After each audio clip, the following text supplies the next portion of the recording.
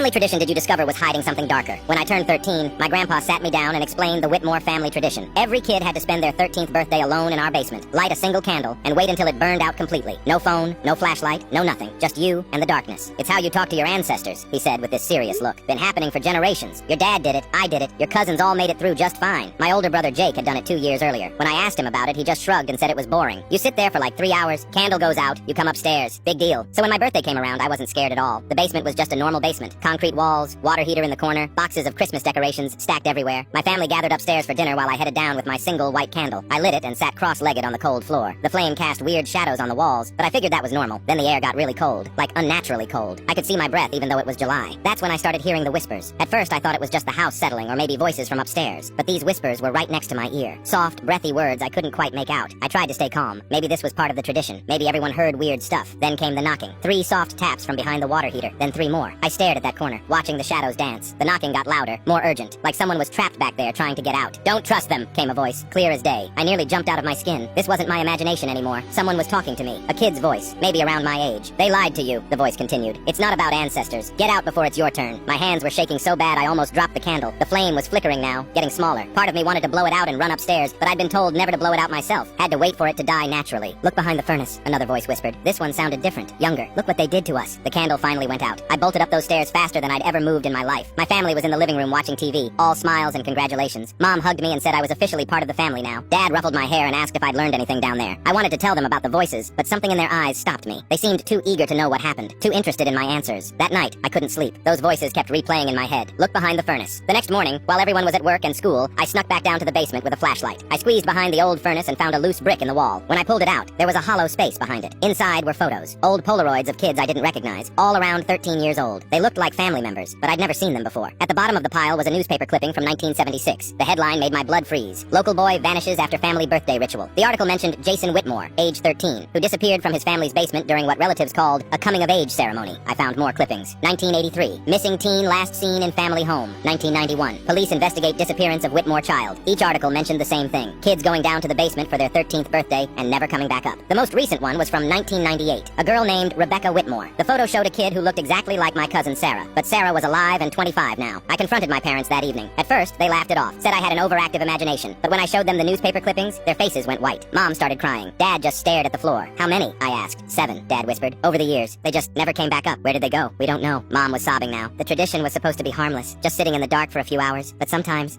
kids would go down and we'd never see them again. "And you kept doing it?" Dad looked up at me with tears in his eyes. "We convinced ourselves it was just bad luck, that maybe they ran away. We couldn't accept that the tradition itself was killing them," I finished. The house felt different after that.